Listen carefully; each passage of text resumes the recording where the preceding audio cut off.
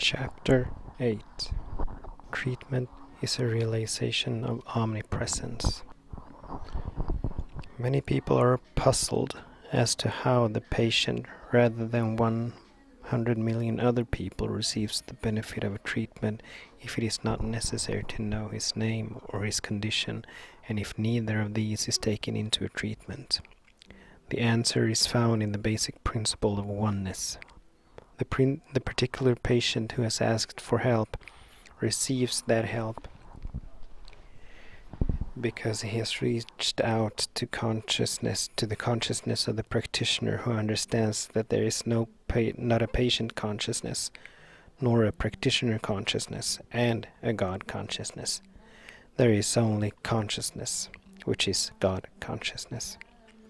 When a patient turns to a truly dedicated God conscious practitioner, he makes himself a part of that practitioner's God consciousness. Furthermore, a person may ask for help for his child, his parents, his poodle, or for his crops, and in so doing, he brings them to the one infinite divine consciousness which the practitioner is.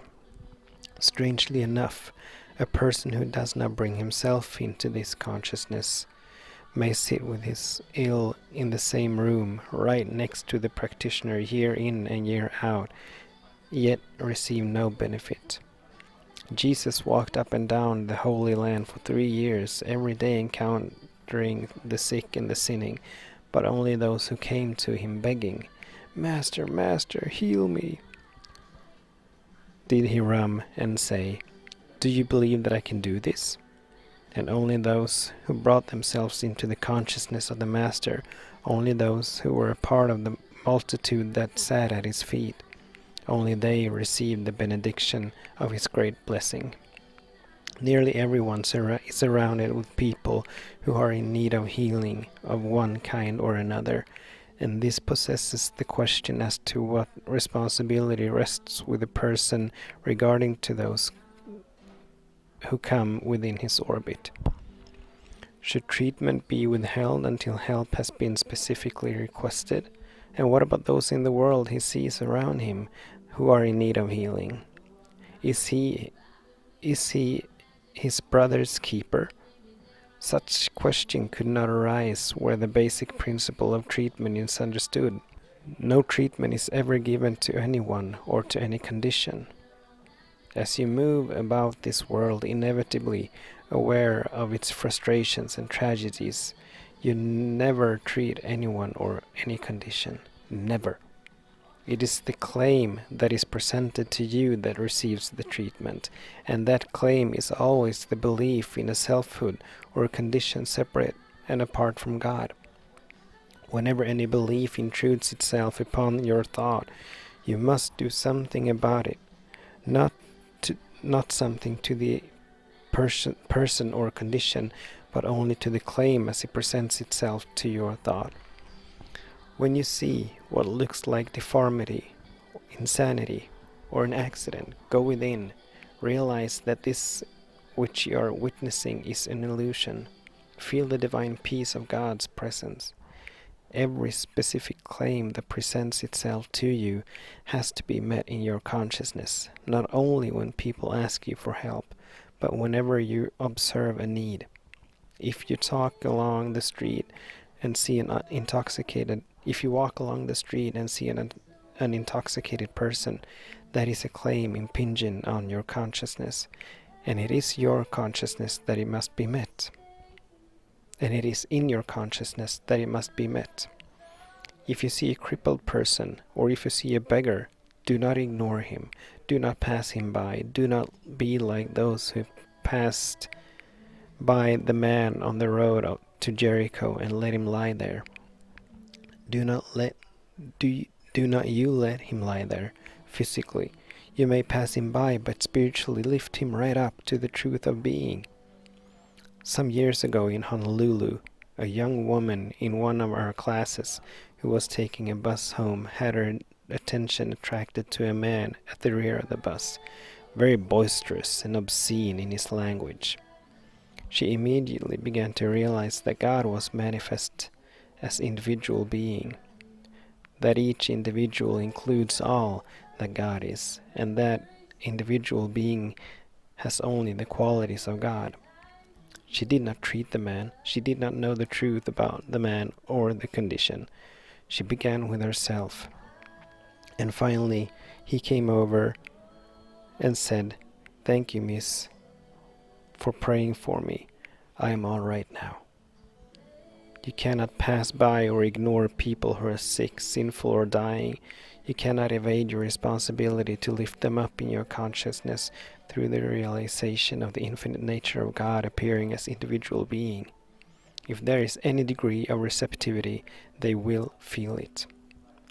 That is how you bless your neighbor as yourself and pray for your enemy. Your enemy is never a person. Your enemy is always an appearance. Every appearance of sin, disease, discord, lack, and limitation.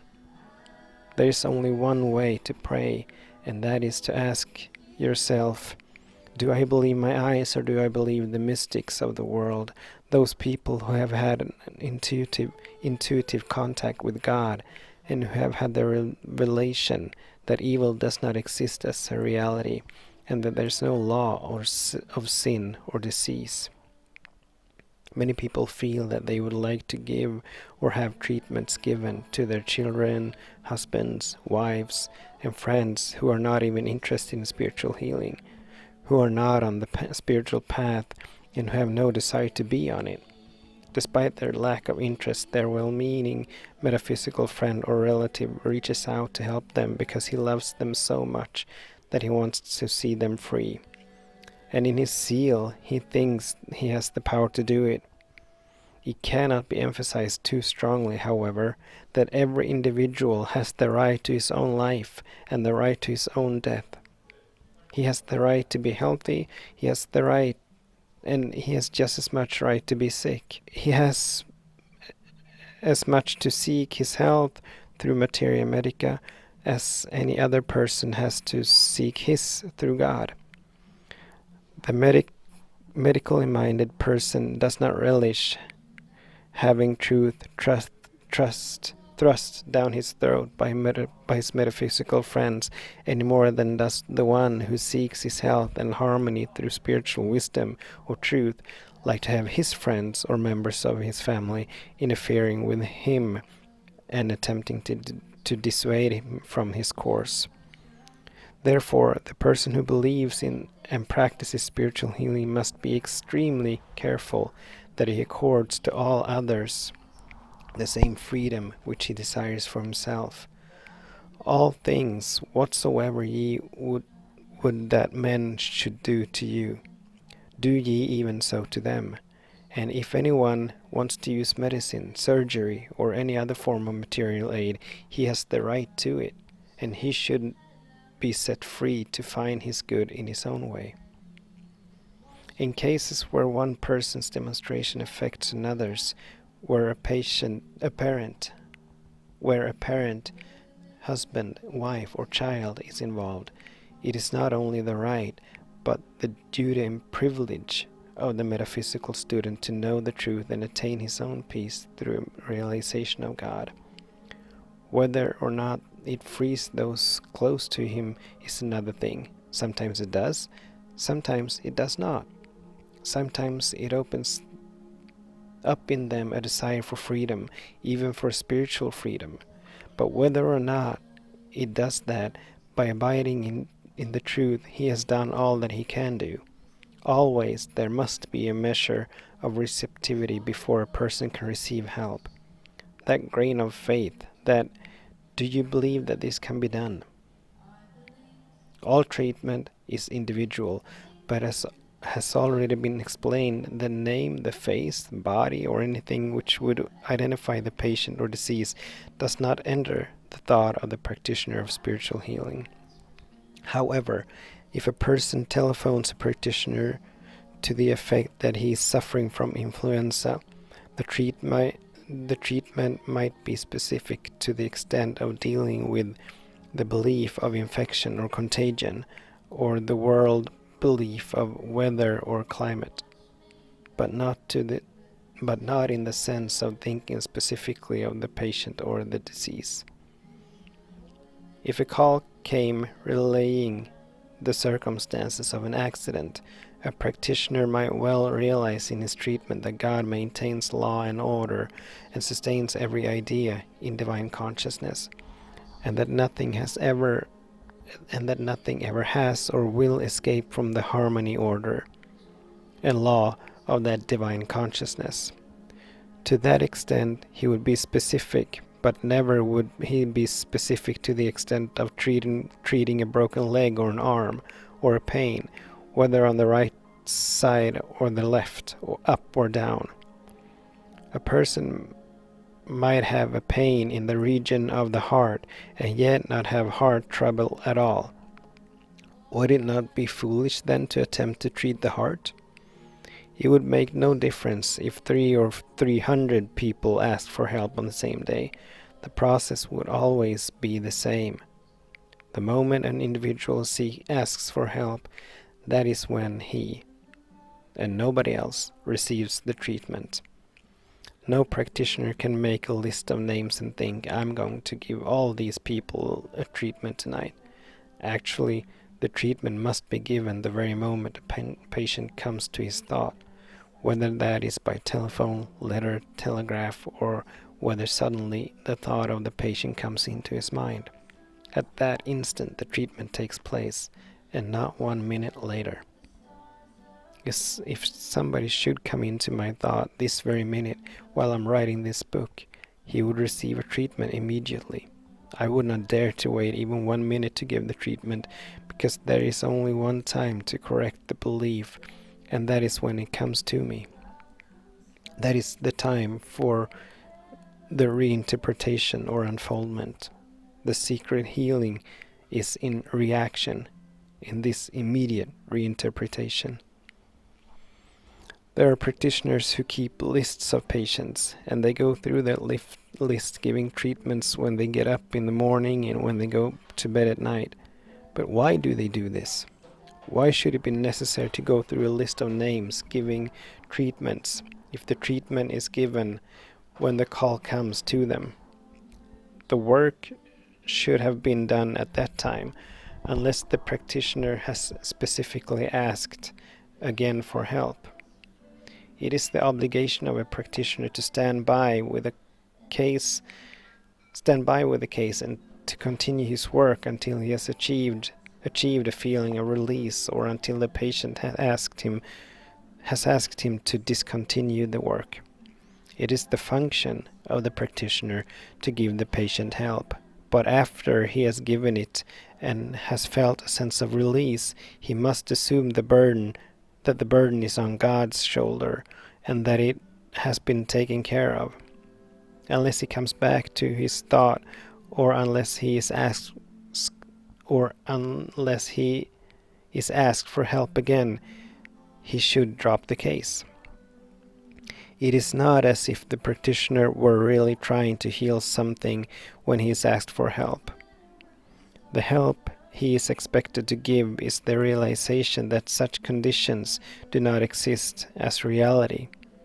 That is the reason he does not have to feel under the necessity of giving another treatment tomorrow. If the error does not exist today, it should not exist tomorrow. And furthermore, any error which does not exist today could not have existed yesterday. That is the reason why people at a great distances frequently receive their help before I receive their request for help. Every day I remind myself that any error that is not true today was not true yesterday. And if it were not true yesterday, it was not true at the time the request for help was sent. I live always in the realization that this is the only moment, and the harmony that exists in this moment is an eternal harmony, which has always existed and will always exist. As I abide in that, everyone who reaches out to me for help must receive it, and he must receive it at the moment that he reaches out, since that is when I'm knowing the truth. When a practitioner awakens in the morning, he should not have a single patient unless he receives a call for help that very morning. Why should he, if he took care of the case at that moment the call came?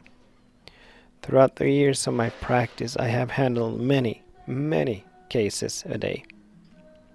One year I averaged 135 calls a day, 7 days a week, and never did I have a list of patients to treat.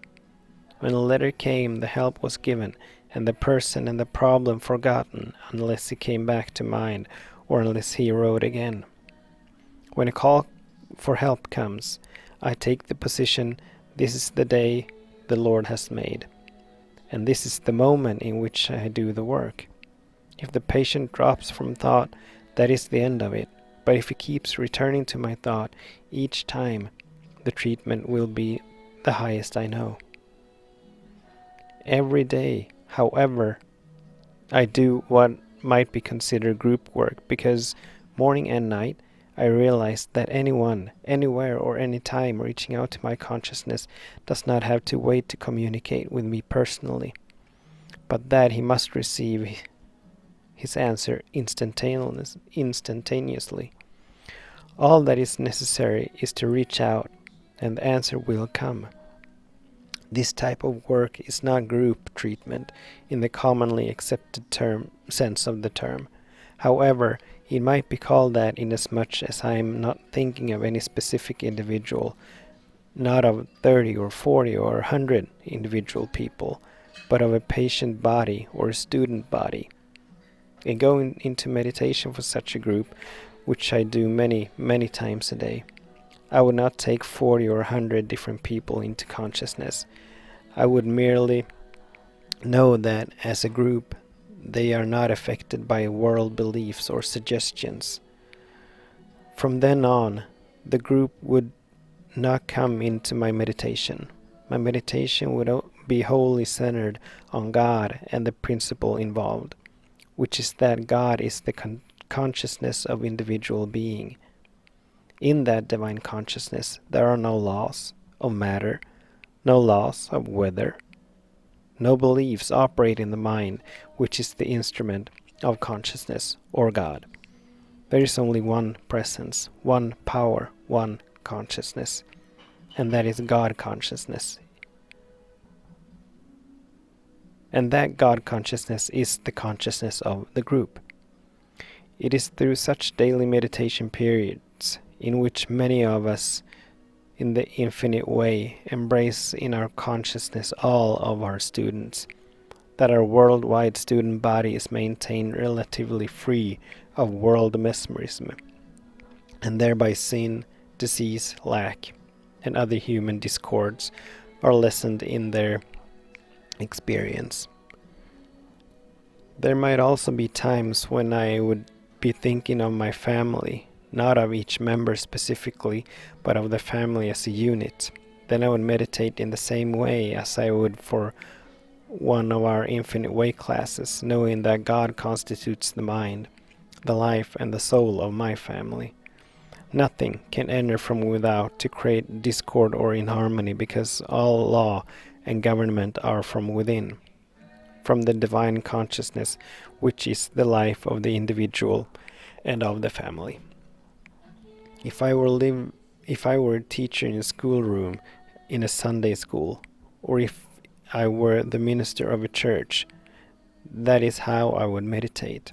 In the first place, I would go into meditation because of the class or congregation, but then I would immediately dismiss them from consciousness and rise into the realization that since God is the church consciousness, and God is the consciousness of every individual who constitutes the church, only one law is operating in that classroom or church. The government is on his shoulders. The only other occasion for a group treatment might be in connection with the armed forces throughout the world. In such cases, no one individual would be singled out as if there were one truth about one person and a different truth about another, but God would be realized as the consciousness of everyone involved in the situation. And this must include the armies of the enemies as well as our own. A good general rule to follow is not to attempt to give group treatments except in situations similar to those cited above. The only other time that a group healing or the treating of many patients together is advisable is when a practitioner turns to God in the realization of conscious oneness for the sake of communion with God, but without any individual cases first entering thought. He is not dealing specifically with any of these cases, but whoever is reaching out to him will be healed, and perhaps even 4 or 5 during that period of meditation. The practitioner is not treating a group of patients. He is consciously one with God, and while he is in communion with God, all those who reach out and touch his consciousness at that moment will find healing. From many years of experience, I know that the degree of my upliftment determines the degree of harmony, peace, joy, prosperity, health, wholeness of those who constitute my practice or student body. To illustrate, in the early years of my practice, I was kept busy during the winter with many calls, sometimes hundreds, for the healing of influenza, colds, and pneumonia. Then, one winter in New England, an experience took place which opened my consciousness to the depth of Jesus' statements, "I and my Father are one." One evening I left the office after 29 calls had come in during the afternoon from people in different stages of colds, grippe, and the flu. The next morning, almost before I was seated in my office, there were 6 more calls. At that particular time I was very busy, and of course every chair in my office waiting room was usually occupied, and my appointment book was always filled. On this day, however, when I looked at my appointment book, I found that there were no appointments scheduled for the hour from 1 to 2. And that was something that had never happened before to me. Furthermore, I had not consciously or deliberately arranged it that way, so I wondered, what has happened? What does this mean? Then, in a flash, it came to me. Oh, I didn't do that. I had nothing to do with it. This must have been God's work. There must have been a reason for this. And so I closed the office door just as if I were with a patient, sat down and said, "Father, is there a meaning to this? If so, let me know what it is." And then I waited in meditation until this came to me. You do not have 35 cases of colds and the flu.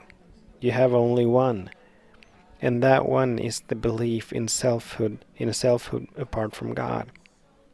It is a belief that there are powers operating in consciousness other than God. Can you accept any power outside of God? The one consciousness? The one divine intelligence?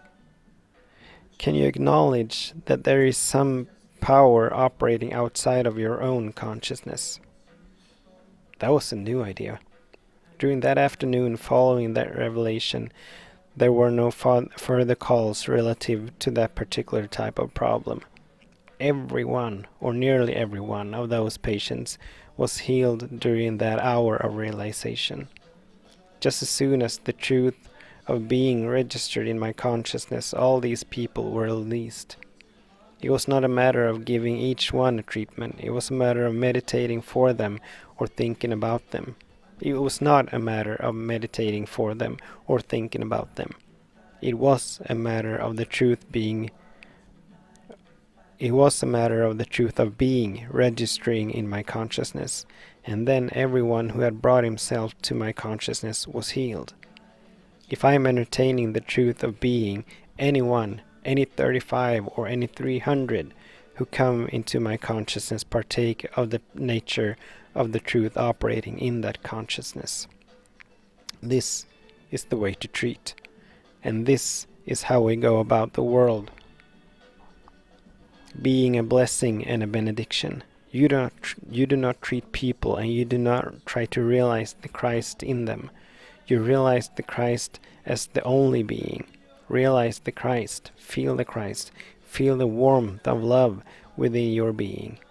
Many of those you are silently blessing will have healings, and some of them will find their way to truth because you will have opened up the spiritual center in them which heretofore had not been open. I, if I be lifted from the earth, will draw all men unto me.